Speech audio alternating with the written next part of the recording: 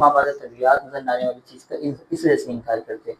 یعنی بنیادی فرق مذہب کا اور الحاد کے یہاں پر آ جاتا ہے کہ الحاد کا تصور وجود صرف اور صرف حواس خمسہ پر موقوف ہے یا حواس خمسہ تک محدود ہے، تو لہذا نظر آنا، سننا اور اسی طرح دیگر جو حواس ہیں اس سے باہر اگر کوئی وجود اگر ہمیں نظر نہیں آتا تو الحاد اس کا انکار کر دیتا ہے۔ تو یہ ہے تصور وجود، جس کا آپ نے سنا ہوگا انٹالوجی، آپ پڑھتے ہوں گے نا کہ فلاں فلسفے کی انٹالوجی یہ ہے، فلاں جو ہے مذہب کی انٹالوجی، تو وہ یہ ہے کہ اس کا تصور وجود کیا ہے، کتنی چیزوں کو موجود مانتا ہے۔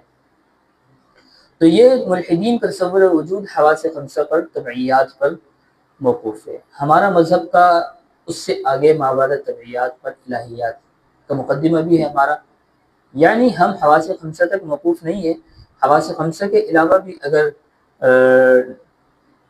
حقائق یعنی اگر چیزیں ہیں تو وہ موجود ہو سکتی ہیں، بلکہ موجود ہیں۔ ملحدین کا مقدمہ یہ ہے کہ میٹا فزکس یا مابعد طبعیات کا حسی ارتسام ممکن نہیں ہے، یعنی حسی طور پر اس کا ادراک کرنا، اس کو ٹچ کرنا یہ ممکن نہیں ہے، یا اس کو دیکھنا ممکن نہیں ہے، تو لہذا اس کا وجود نہیں ہے۔ اور یہ جو فکر آپ کے سامنے میں نے پڑھی ہے یہ دراصل تجربیت پرستی ہے، امپیریسزم ہے، اور سائنس پرستی، سائنس ازم ہے، اس سے نکلی ہے۔ یعنی اگر ہم ملحدین کے فکر وجود، تصور وجود کی بات کریں تو گویا کہ تصور وجود بھی ان کا تجربیت پرستی اور سائنس پرستی سے نکلا ہوا ہے۔ تجربیت پرستی یا امپریسزم میں نے آپ کے سامنے پڑھا ہے، یہ ایک فلسفہ ہے جو کہتا ہے محسوسات ہی حقیقت ہے۔ تو یہ فلسفہ الحاد جدید سے پہلے سے چلا آ رہا ہے، ملحدین نے اس کو بطور ٹول کے اپنے عقیدے کے استعمال کرنا شروع کر دیا، سمجھ گیا۔ ڈیوڈ ہیوم جس کا مشہور نام ہے، جسے بابائے تشکیک بھی کہا جاتا ہے، گنوسٹکزم کا بانی ہے، اس نے اس فکر کو انتہا حد تک پہنچا دیا، یعنی اس نے ظاہر پرستی، حواس پرستی کا اتنا زیادہ مبالغہ کیا اس میں کہ اس نے اپنے تشخص کا بھی انکار کر دیا، کہ میں نہیں ہوں اس دنیا میں، یہ کہہ کر چونکہ مجھے میری ذات کا حسی ادراک نہیں ہوتا، کہہ رہے میں اپنی ذات کا حسی ادراک کیسے کر سکوں، میں دیکھتا ہوں تو میرا اعضاء ہے، وہ تو میرا تشخص تو نہیں صحیح۔ اگر میں آپ کی طرف اشارہ کر کے بولوں کہ یہ آپ ہیں تو میں آپ کسی عضو کی طرف اشارہ کروں یا آپ کے خون اور گوشت کے لوتھڑے کی طرف اشارہ، تشخص کیا ہے آپ کا، اس بنیاد پہ آپ کہہ سکتے ہیں کہ آپ فلاں انسان یا فلاں۔ بہرحال یہ حواس پرستی کی انتہا تھی، اس نے کہا لہذا میں اعتصامات کے مجموعے کے سوا کچھ نہیں، لہذا بھی موجود نہیں، میرا تشخص واضح نہیں ہے، میں خود اپنا تشخص نہیں پہچان سکتا، تو یہ حواس پرستی ہے۔ اور ملحدین کا تصور وجود یہ حواس پرستی، تجربیت پرستی، یا اسی کو جو ہے سائنس ازم بھی کہا جاتا ہے۔ سائنس ازم بھی اسی کا نام ہے، سائنس کا فلسفہ، فلسفی آف سائنس الگ چیزیں اور سائنس علمیات ہیں، یہ سائنس کا ایک ایسا فلسفہ ہے جو اس وقت مذہب کے مقابلے میں استعمال کیا جا رہا ہے، اس سے کہا جاتا ہے سائنس ازم یا سائنس ازم بھی بات کہتے ہیں، تو یہ بھی تجربیت پرستی کو فروغ دیتا ہے۔ اس کے بعد دوسرا تصور جو الحاد کا ہے وہ الحاد علمیات ہے۔ آپ نے اگر جدید فلسفے کی کوئی بھی کتاب پڑھی ہے تو وہاں پر ایپسٹمولوجی کا لفظ آپ نے سنا ہوگا، ایپسٹمولوجی اس کی یہ ہے، یا اس کی علمیات یہ ہے، مذہب کی علمیات یہ ہے، فلسفے کی علمیات یہ ہے، یہ ساری تفصیلات آپ نے سنی ہوگی۔ تھوڑا سا پانی مل جائے۔ ملحدین کا تصور علم علمیات یہ ہے کہ اول تو شے فی نفسی ہی، اس کا کوئی وجود نہیں، شے وہی ہے جیسے کہ وہ بظاہر نظر آتی ہے۔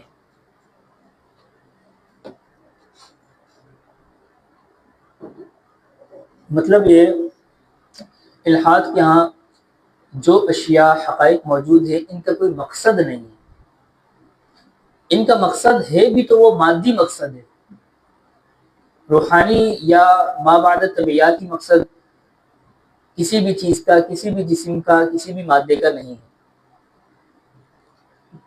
یعنی ہر شے وہی ہے جیسے کہ بظاہر نظر آتی ہے۔ انسان کھانے پینے اور اپنی خواہشات پوری کرنے کے لیے، اس کا کوئی روحانی مقصد نہیں ہے. سمجھ گئے آپ؟ دنیا کا کوئی روحانی مقصد نہیں ہے کہ یہاں پر آپ آخرت کے لیے تیاری کریں، بلکہ دنیا کا مادی مقصد ہے کہ اس سے آپ مادی فوائد حاصل کریں. سمجھ گئے؟ یہ ہے ایپسٹمولوجی الحاد کی، اسے کہا جاتا ہے الحاد کی علمیات. حقیقتاً ہر شے مادی ہے، یہ الحاد یہ کہتا ہے. جبکہ مذہب کا مذہب کی اگر یہیں پر ہم بات کریں، ساتھ ساتھ تقابلی جائزہ بھی لیں، تو آپ کو پتہ ہے مذہب تو مادی مقاصد سے پہلے روحانی مقصد کی بات کرتا ہے. سب سے پہلے ہر چیز کا جو روحانی مقصد، بھائی زمین میں جتنی بھی چیزیں ہیں وہ ہم نے انسان کی خدمت کے لیے بنایا ہے. خلق لکم ما فی الارض، ان کا مقصد یہ ہے. اچھا انسان اور جن کا کیا مقصد ہے؟ وما خلقت الجن والانس الا لیعبدون. سب سے پہلے روحانی مقصد بیان کیا اللہ تعالیٰ نے. تو روحانی مقصدیت سے بات کرتا ہے. مذہب کی ایپسٹمولوجی وہ روحانی ہے، جبکہ الحاد کی ایپسٹمولوجی وہ کیا ہے؟ مادی ضرورت اور مادی چیزیں. یہ کہا جاتا ہے اس کو مادیت پرستی یا میٹرلزم. بعض اس کو کہتے ہیں میٹرلزم اور اسی طرح ایٹمزم بھی کہا جاتا ہے. یعنی جو فکر جو مادہ پرستی، مادے کو حقیقت مانتی ہے. یہ کوئی نئی چیز تو نہیں ہے، ہم نے شرح عقائد میں پڑھا ہے کہ مادہ پرستی جو ہے وہ یونانی فلسفے سے چلی آ رہی ہے. جزء لا يتجزا کی جو آپ بحث پڑھتے ہیں وہ اسی چیز پر ہے کہ مادہ جو ہے قدیم ہے کہ نہیں. عالم کی جو آپ بحث پڑھتے ہیں شرح عقائد میں، جو فلاسفے کے ہاں قدیم الذات اور قدیم بالزمان کا فلسفہ ہے کہ کائنات جو ہے قدیم بالزمان ہے، وہ اسی بات پر ہے کہ مادیت پرستی کے قائل تھے وہ سارے یونانی فلسفہ. عالم کو قدیم مان ہے، مادے کو قدیم مان ہے. سمجھ گئے؟ یہ مادہ پرست ہے. یہ یورپ میں شروع سے عام ہے، زمانہ قبل مسیح سے. وہ ہے کہ آپ اس کو رومی دور ہے، بازنطینی دور سے پہلے یونانی دور سے چلی آ رہی ہے. یہ فکر عہد قدیم میں سوفسطائیوں اور بعض ترامیم کے ساتھ عہد جدید میں جرمن فلسفی کانٹ نے پیش کی ہے. چونکہ حقائق اشیاء مشتبہ اور ہماری آنکھ سے اوجھل ہے، اس لیے ہم انہیں موضوع بحث نہیں بنانا چاہتے ہیں اور عملی زندگی سے اکثر خارج کرتے ہیں. حتیٰ کہ ہمیں ایسی تمام الفاظ بھی اپنے زبان سے خارج کر دینا چاہیے جس کا مطلب کوئی مادی وجود نہ ہو. دیکھا مغرب مادیت پرستی میں کتنا زیادہ غلو کر رہا تھا کہ اس میں وہ کوئی ایسی چیز جس سے کوئی روحانیت کا پہلو نکلتا ہے، انہوں نے کہا ہم اپنی اصطلاح سے یعنی اپنی دنیا سے نکالنا چاہتے ہیں. ہم دیکھنا ہی نہیں چاہتے، ہم سننا ہی نہیں چاہتے کوئی مادی وجود کے علاوہ کوئی روحانی مقصد ہو. یعنی مذہب کا بالکل جو ہے آپ سمجھے کانٹا اور پتہ صاف کیا گیا یورپ میں، اور وہ الحاد کی علمیات کی بنیاد بنا یہ فکر.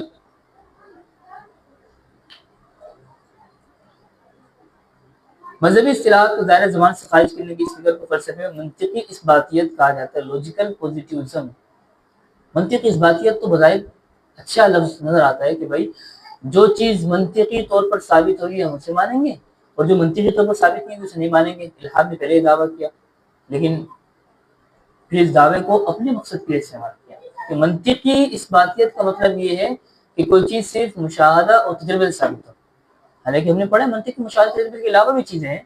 یونانی منطق کی وہ تو آپ نے پڑھا ہے تیسری منطق میں وہ برہانیات کو مانتی ہے، وہ برہانیات ہے. اسی طرح دیگر ایسے چیزیں ہیں جو تجربیت اور فطریات ہے، صحیح حدثیات ہیں. تیسری منطق کے آخر میں ساری فہرست بنی ہوئی ہے براہین کی، تو اس میں آپ نے دیکھا ہوگا اس میں متواترات بھی ہیں. تو گویا کہ منطق وہ صرف اور صرف تجربیت اور مشاہدے پر موقف نہیں ہے. اگر منطق کو اگر یہ کہا جائے کہ ہم منطقی اثباتیت استعمال کریں گے تو آپ کے لیے ضروری ہے کہ آپ مادیت اور تجربیت یعنی نظر آنے والے حقائق سے آگے بھی تسلیم کرو، مانو. شور کرنے بچے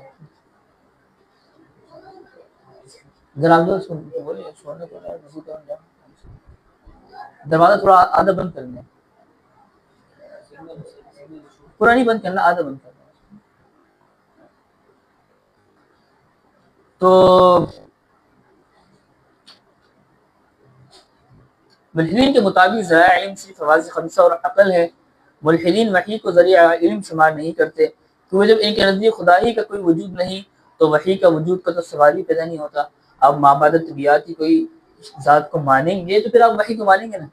اب خدا کو نہیں مانتے تو وحی کو کیوں مانیں؟ مانیں گے۔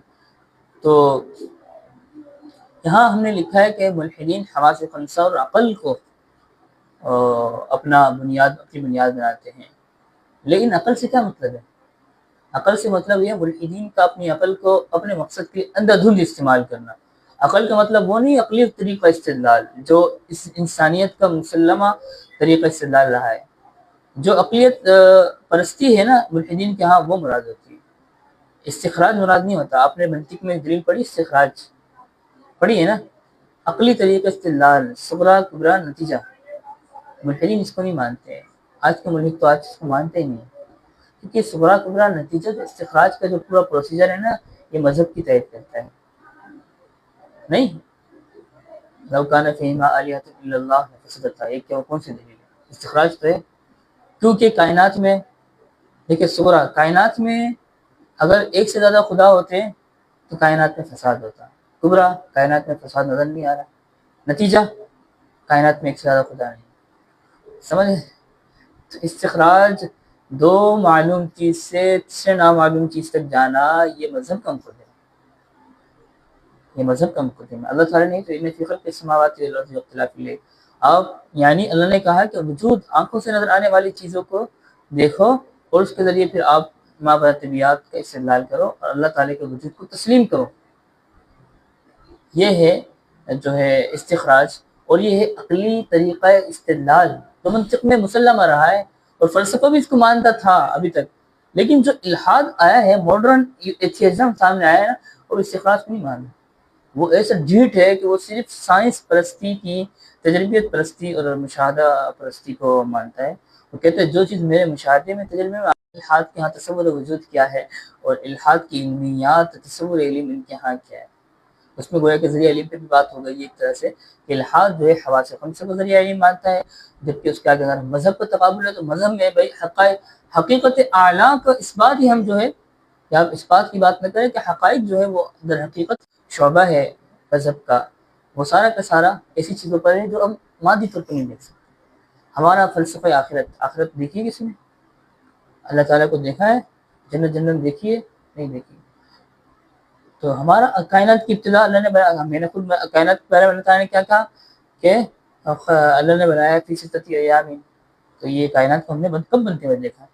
تو کوئی حواس سے آگے کی چیزیں مذہب، اور اس کے جو عقائد ہیں بنیادی عقائد وہ سارے تقریباً اس کی بنیاد ہی الہیات پر ہے اور میٹا فزکس پر ہے۔ اچھا، مذہبی الہیات اور فلسفے کی میٹا فزکس میں کچھ فرق ہے، انشاءاللہ موقع پہ ہم بتا دیں گے۔ میٹا فزکس یعنی فلسفے کی مابعد طبیعت اور مذہب کی مابعد طبیعت، اس میں کچھ فرق کیا گیا ہے، ہم انشاءاللہ پڑھیں گے۔ دو چیزیں آپ کے سامنے آ گئی، اب تیسری چیز ہے الحادی اخلاقیات، ایتھکس۔ ملحدین کا اخلاقی فلسفہ یہ ہے کہ اچھائی اور برائی جاننے کا ذریعہ وحی یا الہام نہیں، کیا ہے میرا تصور شر، کیا ہے آپ کا تصور شر، کیا ہے میرا تصور کس پہ، یہ سے کہتے ہیں اخلاقیات۔ سمجھ گئے نا؟ فلسفے میں جو اخلاقیات کہتے ہیں، ایتھکس کہتے ہیں، تو اس کا مطلب ہوتا ہے تصور خیر و شر یا سچے اور جھوٹے ہونے کا معیار۔ سمجھ گئے؟ اب اس کے بعد پھر ایک چیز، مثال کے طور پر قتل غلط ہے، کیوں؟ کیونکہ شر ہے۔ انسانیت کو بچانا یہ ٹھیک ہے، کیوں؟ کیونکہ خیر ہے۔ سمجھ گئے نا؟ یہ اس کے مظاہر ہے کہ بھئی یہ حرام کاری غلط ہے، شر ہے، ڈاکہ زنی شر ہے، چوری شر ہے، کسی انسان کو تکلیف دینا شر ہے، جھوٹ بولنا شر ہے، بد اخلاقی شر ہے، یہ شر خیر شر کا کنسپٹ، شر میں ساری چیزیں ہیں۔ تو تصور اخلاقیات الحاد کا کیا ہے؟ انہوں نے کہا کہ ایتھکس کی بنیاد وحی یہ الہام نہیں ہے، بلکہ تاریخ، خطہ، تہذیب، کلچر، ثقافت، رواج یہ طے کرتی ہے کیا چیز خیر ہے کیا چیز شر ہے۔ ایک کلچر میں ایک چیز خیر ہو سکتی ہے، ایک کلچر میں وہ چیز شر ہو سکتی ہے۔ انتہائی زہریلا قسم کا فلسفہ ہے جو اس وقت پوسٹ ماڈرنزم کی صورت میں سامنے ہمیں نظر آتا ہے۔ سمجھ گئے آپ؟ اب دیکھیں جو منطق ہے یا قدیم فلسفہ کے لیے یا ابھی جدید فلسفہ کے لیے تشکیک کو ہٹا کے کہہ رہا ہے، وہ ایک بنیادی قدر مانتی ہے کہ ایک بنیاد ہے، ہمارا خیر یہ تمہارا خیر یہ، ہمارا شر یہ تمہارا شر یہ۔ جو اس پوزیشن میں ہے آپ اس سے مکالمہ ڈیبیٹ کر سکتے ہیں کہ بھائی آپ کا شر ٹھیک نہیں، میرا آپ کا شر غلط ہے، یہ خیر ہے، اور یہ آپ جس کو شر کہہ رہے ہیں نا، یہ خیر کہہ رہے ہیں، یہ شر ہے. لیکن ایک ایسی پوزیشن جس میں ملحد کہتا ہے آپ کا خیر بھی شر، آپ کا خیر خیر بھی ہے، شر بھی ہے، میرا شر خیر خیر بھی ہے، شر بھی ہے، آپ اس سے کیسے مکالمہ کرو گے؟ وہ کہے گا کہ ہم جس پرستی آپ کے لیے شر ہے، میرے لیے خیر ہے. صحیح. زنا آپ کے لیے شر ہے، ہمارے لیے خیر ہے. مذہب 1400 سال پہلے خیر تھا، اب شر ہے. سمجھ گئے؟ یہ جو فلسفہ ہے کہ ماحول زمانہ، کہ آگے چل کے معروضی اخلاقیات کا مسئلہ کہ انسان کی ذاتی رجحانات، ذاتی خیالات اچھائی برائی طے کریں گے. آپ کے دماغ میں کوئی چیز اچھی لگتی ہے نا، وہ آپ کے لیے اچھی ہے. آپ کے دماغ میں جو چیز بری لگتی ہے بری. آپ پریشان ہو گئے اور جو ہے آپ کی نظر میں یہ کہ بھوکے آپ کسی دکان سے کچھ اٹھائے کھا لیں، آپ کو اچھی لگ رہی ہو تو خیر خیر بن گئی آپ کے لیے. صحیح. آپ کو لگ رہا ہے کہ میں جو ہے یعنی بے پردگی پروموٹ کروں، آپ کر رہے ہیں، معاشرہ خراب کر رہے ہیں، لیکن آپ کے دماغ میں یہ ہے کہ یہ خیر ہے. کیوں؟ کیونکہ اس سے گویا کہ معاشرے میں کیا ہوتا ہے، گروتھ ہوتی ہے، ایک ماڈرن ترقی ہوتی ہے جو مغربی ممالک نے کی ہے. ہم ننگے پن سے، عبادیت پرستی سے اس کو لے آئیں گے، تو یہ آپ کا خیر ہے. تو اسے جو ہے کہا جاتا ہے کہ اخلاقیات کی بنیاد یا قدر یا معیار ہمارے نزدیک وحی ہے. اور یہ تمام چیزیں میں نے پڑھی ہے، تاریخی عوامل ہو گئے، خطے کے اثرات ہے گئے، کلچر ہے، کسی خاص قوم کا کلچر ہے، ثقافت کے لیے خیر و شریعت ہے. اس کے برعکس مذہب کہتے ہیں اچھائی برائی کا مجرد تصور انسان کی فطرت میں رکھ دیا گیا ہے. لیکن مختلف افعال، اچھا اللہ تعالیٰ نے یہ معروضی اخلاقیات کا مسئلہ موقع دیا، ہم انشاءاللہ پڑھیں گے، جسے کہا جاتا ہے یعنی ریلیٹیو یا ایتھکس، یعنی اخلاقیات کی وہ اخلاقیات جو معروضیت میں. ہمارا مقدمہ مذہب پہ یہ ہے کہ مذہب اخلاقیات جو ہے وہ معروضیت رکھتی ہے. معروضیت کا مطلب یہ ہے کہ اپنی بنیادیں رکھتی ہیں. ایک چیز خیر تو سب کے لیے خیر ہے، ایک چیز شر تو سب کے لیے شر ہے، ہمیشہ کے لیے شر ہے، ہمیشہ کے لیے خیر ہے. یہ بنا تو خیر و شر اخلاقیات یہ فلسفے کی انتہائی گہری بحث پڑھ رہے ہیں اس وقت، اور الحاد کے تصورات سے اس کو براہ راست تعلق ہے. کہیں اور ہم نہیں گئے، ہم آپ کو الحاد کے تصورات سمجھا رہے ہیں. میں آپ کو بتا رہا تھا کہ اگر تمام انسانیت کے اندر کچھ اچھی چیزیں ہر انسان محسوس کرتا ہے کہ بعض چیزیں شر ہے، بعض چیزیں خیر ہے. آپ پاکستان کے انسان ہیں، آپ کے اندر بھی ہے کہ قتل کرنا شر ہے بلا وجہ، ناحق ہے. آپ یورپ میں کسی انگریز کو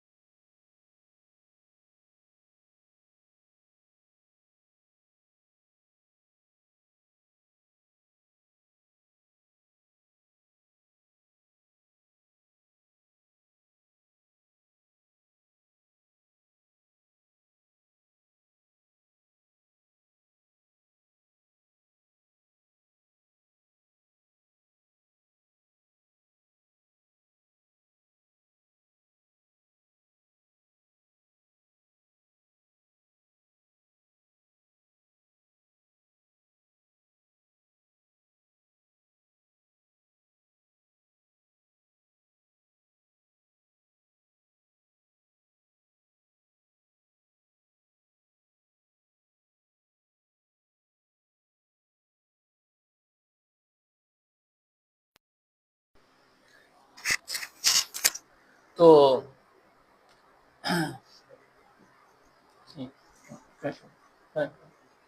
تو الحاد تصور انسان ہے کہ انسان دراصل ہیومن ہے، اور ہمارا تصور انسان یہ ہے کہ انسان دراصل کیا ہے، ہیومن نہیں ہے، عبد ہے۔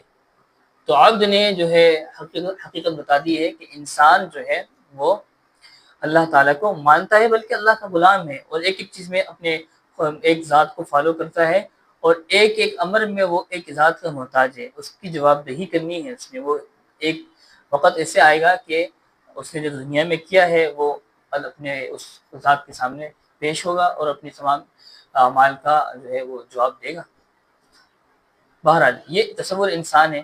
ہم نے تصور اخلاقیات بھی ایتھکس پڑھ لیا، ملحدین کا اخلاقی فلسفہ کیا ہے، چونکہ ریکارڈنگ شاید سے طرح نہیں ہوئی، ہمارا مائک بند ہو گیا، اس لیے ہم تھوڑا سا دہرا رہے تھے کہ تصور اخلاقیات مطلب اچھائی برائی کیا ہے، اور الحاد میں اچھائی برائی کی بنیاد عقل ہے، خیر و شر کے معیارات، تاریخ، خطہ، کلچر، رواج، ثقافت، قوم، اس کا کلچر طے کرتا ہے، کیونکہ مذہب میں اچھائی برائی کی بنیاد وحی ہے، اور اللہ تعالیٰ کے احکامات طے کرتے ہیں۔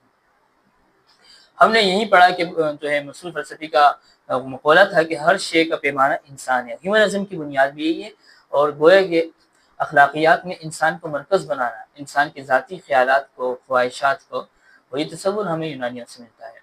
اور خلاصہ ہم نے آخر میں پڑھا کہ تصور اخلاقیات الحاد میں موضوعی ہے، جبکہ ہمارے ہاں موضوعی نہیں، معروضی ہے۔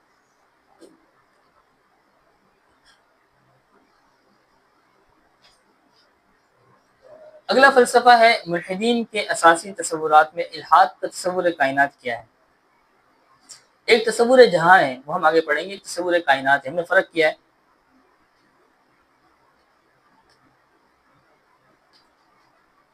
ہمارا تصور کائنات کیا ہے کہ کائنات عدم سے وجود میں آئی ہے، جو ہم اپنے عقائد کی کتابوں میں پڑھ چلتے ہیں کہ ہمارا مقدمہ یہ ہے کہ کائنات عدم سے وجود میں آئی ہے، جبکہ کائنات کے حوالے سے الحاد کا اور پرانے فلسفہ جدید فلسفے کا تصور یہ ہے کہ کائنات ازل سے ہے۔ آپ کو پتہ ہے ہماری جو بنیادی بحث عقیدے میں کی جاتی ہے وہ یہ کی جاتی ہے کہ ہمارے ہاں عالم، ان کا کہنا ہے کہ کائنات کی کوئی ابتدا نہیں، جو ہے سائنس کی وجہ سے بگ بینگ تھیوری کو مانتا ہے۔ بگ بینگ تھیوری کیا ہے کہ کائنات ایک حادثے، ایک دھماکے سے بائی چانس اور رینڈم وجود میں آ گئے۔ اگر الحاد جدید بگ بینگ کو مانے بھی نا، پھر بھی خدا کو نہیں مانتا، وہ یہ نہیں مانتا کہ بگ بینگ خدا نے کیا ہے، بلکہ کہتے ہیں بگ بینگ بھی نیچرل پروسیجر کی وجہ سے وجود میں آ گیا، بائی چانس ہو گیا، آٹومیٹک ہو گیا ہے۔ سمجھ گئے؟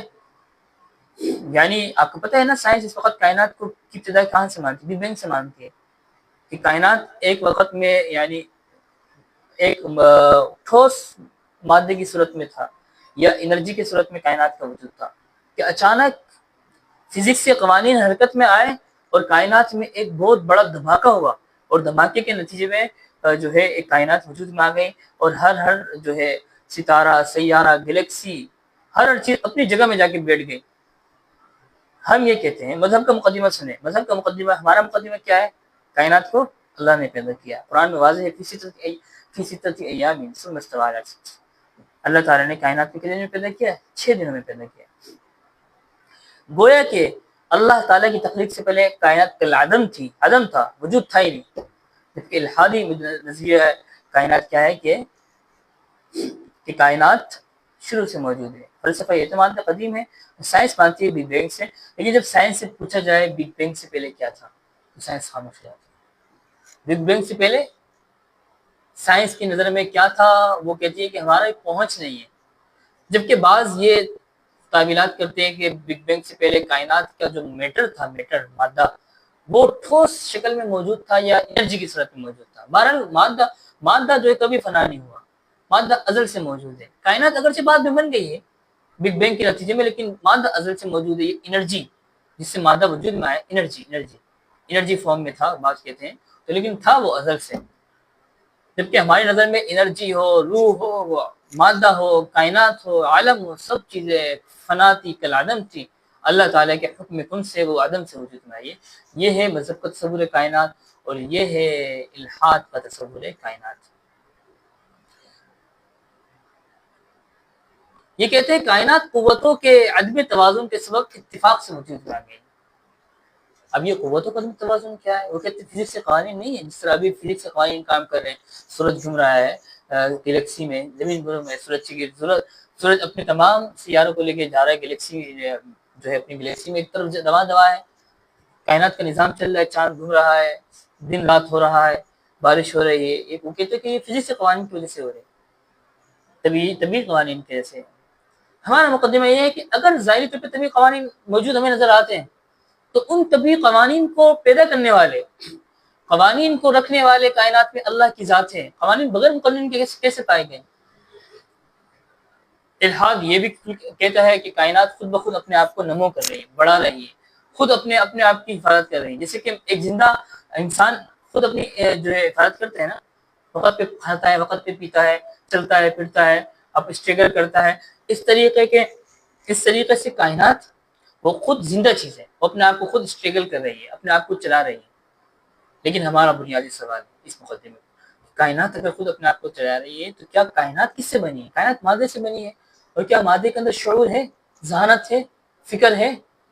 سائنس اس کو بھی نہیں مانتی. سائنس کہتی ہے ہاں بھائی شعور تو نہیں ہے مادے میں. ارے بھائی بغیر شعور کے مادے نے اتنا انٹیلیجنٹ ڈیزائن، ایسا منظم نظام کیسے بنا لیا؟ کیسے سورج کو پتا ہے کہ بھائی میں زمین سے اتنا دور ہی رہوں گا، قریب نہیں آؤں گا، قریب آ جاؤں گا تو زمین زندگی کا امکان نہیں ہے. اگر سورج ذرا سے بھی دور چلے جائے نا، 1,00,000 میل یا 5,00,000 میل دور چلے جائے زمین سے، آپ کو پتہ ہے زمین میں کیا ہوگا؟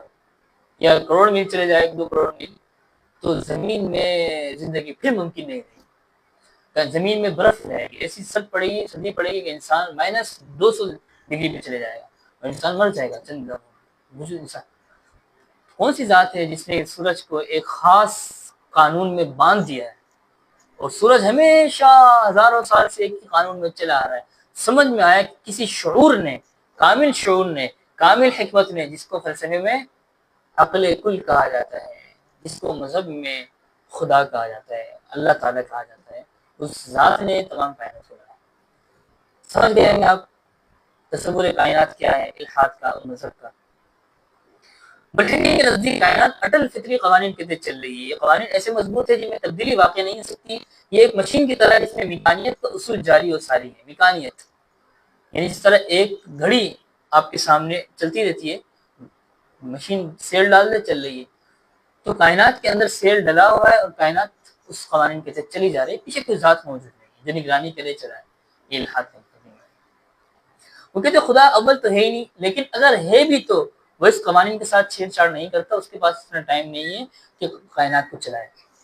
یہ میں نے آپ کے سامنے ڈی ازم کا فلسفہ رکھا ہے. الحاد کی پوزیشن ہے جسے کہا جاتا ہے ڈی ازم، مظاہر پرستی.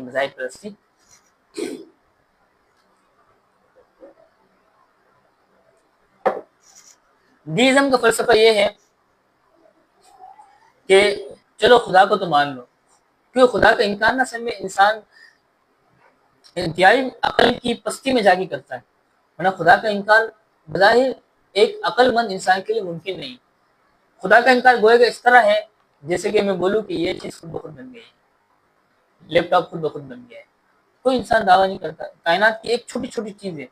اب آپ مجھے بتائیں، مثال کے طور پر یہ ڈھکن ہے، صرف یہ میں بولوں یہ خود بخود بن گیا ہے، فزکس کے قوانین کی طرف خود بخود بن گیا ہے، سارا خود ڈیزائن اس کو بن گیا. آپ مجھے پاگل کہو گے نا؟ دنیا میں کوئی بھی چیز ایسی نہیں جو خود بخود بن گئی ہے. تو بھائی کائنات کتنا منظم نظام کیسے بن گیا؟ خدا کو ماننا مجبوری ہے. تو فلسفیوں میں ایک بڑی کھیپ ایسی ہے جو ڈیسٹ ہے. ڈیسٹ پتہ کسے کہتے ہیں؟ وہ کہتے ہیں کہ کائنات تو خدا نے بنائی تو ہے. کائنات خدا نے بنائی ہے، خدا ہے، لیکن بنانے کے بعد خدا کائنات سے الگ تھلگ ہو گیا. جیسے گھڑی بنانے والا گھڑی بنا کے گھڑی کے ساتھ چپکا ہوتا ہے، گھڑی کو دیکھ رہا ہوتا ہے، نہیں وہ سیل ڈال کے چھوڑ دیتا ہے، گھڑی چلتی رہتی ہے. اس طرح خدا کا کائنات سے کوئی تعلق نہیں ہے. یہ ڈی ازم کا فلسفہ ہے. اب جب خدا کا کائنات سے تعلق نہیں ہے تو مذہب کیا ہے، نبوت کیا ہے، پیغمبر کیا ہے، وحی کیا ہے؟ سارے تعلقات ختم ہو گئے. بس کائنات کو بنانے تک خدا کا حصہ مانتے ہیں، اس کے بعد وہ کائنات کو خدا کو نہیں مانتے.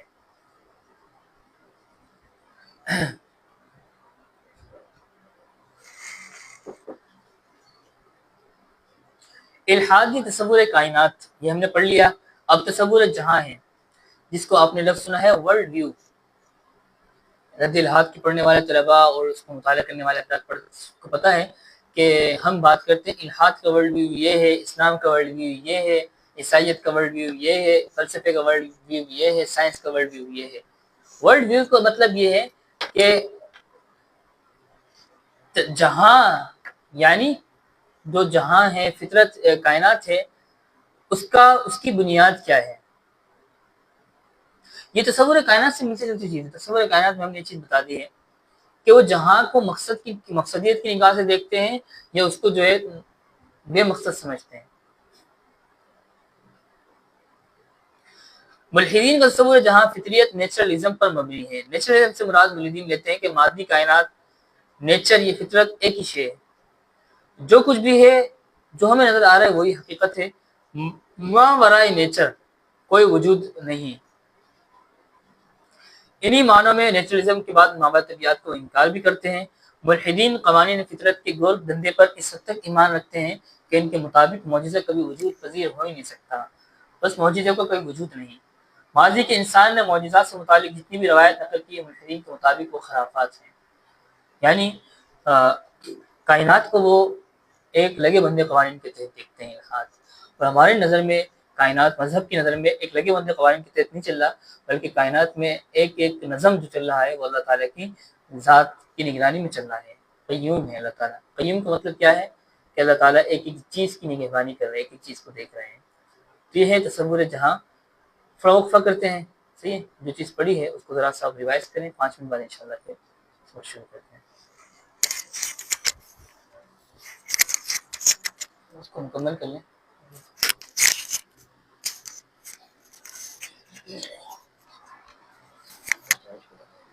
اس ویڈیو کو مکمل کرتے ہیں. میرے پاس کیا ہے؟